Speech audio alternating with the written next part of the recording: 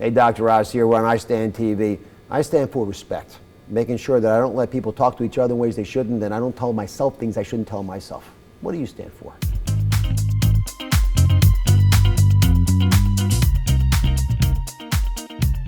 The different things I've done in my life, I've always seen as callings, and I've always taken great joy from being there for others. It might be in the scientific world, medicine, which is what I've prided myself in being for my whole life.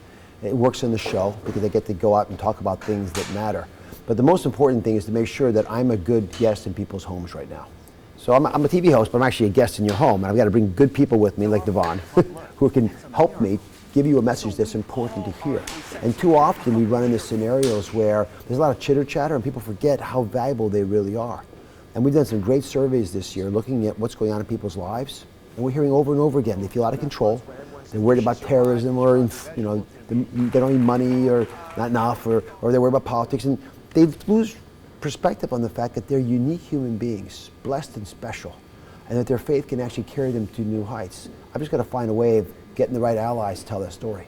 The interesting thing about faith is you find it in very unique places. In the hospital, I've often run into scenarios that I could not explain. Having studied so much as a physician, you think you know it all, but you finish med school and you think, well, maybe I'll get it all next year. And then you finish your training as a resident, you still think you're going to get it, you still don't have it all. We are continually surprised. I remember a story vividly of two patients I had done mechanical heart procedures on. So these are big operations. A lot of people don't make it, and both these people did not do well with the operation. And one gentleman was in his bed. They were sort of bookend patients. And he had his wife with him. And she would pray with him and read to him and cajole him and nudge him. And she was with him all the time. I didn't even think he was going to make it, but he was there. Another opposite end of the ICU, a gentleman who no one ever visited. I never understood why. I didn't know what had gone on in his life. I didn't realize he didn't have a lot of family. It turned out he didn't have any family. And I saw him melt into the bed, dissolve as he lost hope.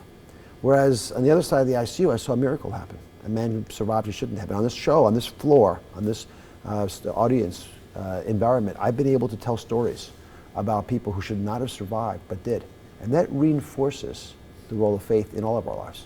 I remember as a little boy with my dad walking through the hospital, and I saw him do something that on the surface seemed almost brutal. He took a needle, and he'd operated on someone's lung. He's a surgeon as I was. And he put a needle in their throat, and he injected fluid in there, and the man began to cough violently. And he was in so much pain as he did this. And then he stopped, and he looked at my dad and thanked him. And I thought, how strange. My dad did something that seemed to have caused him bodily harm, pain, and yet the man was thanking him. It turns out the man was about to develop pneumonia. And my dad had injected fluid in there to cause him to cough, to force him to get the fluid out, and to try to save his life, which he did.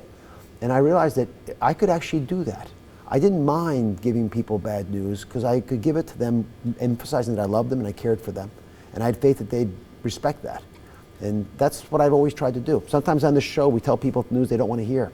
Bad news about their body, stuff that they need to fathom and get through that. But that's what you do with people you care about. You tell them the truth. Most important word in my family was respect. And you got to respect not just people around you, but yourself. We say the harshest things to ourselves. You say things to yourself you'd never tell anybody else or tolerate from anybody else, and yet you think it's okay. Part of the Blessed 30 program is to get you to stop doing that. You know how you go on a diet and you detax and you do elimination programs? Well, we do the same thing in this Blessed 30 program. We're going to eliminate some of the negative talk, and we're going to detox your environment so you no longer allow things around you to take you in the wrong direction. You've got to create an experience for yourself where you make it easier to do the right things. And I focused on that with my kids, and I learned it from my parents. The most exciting thing about Blessed 30 for me is meeting 4 wonderful ministers.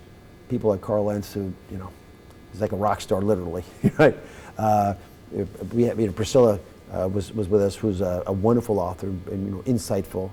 Samuel Rodriguez, who's world famous appropriately and really dominates much of the conversation, especially for the Latino population. And of course, DeVon Franklin has become a very close friend and someone I admire tremendously. When you get to get exposed to brilliant people who are doing things for the right reason and they're humble as can be, it elevates me to a place where I feel like I've learned something every single moment of my life.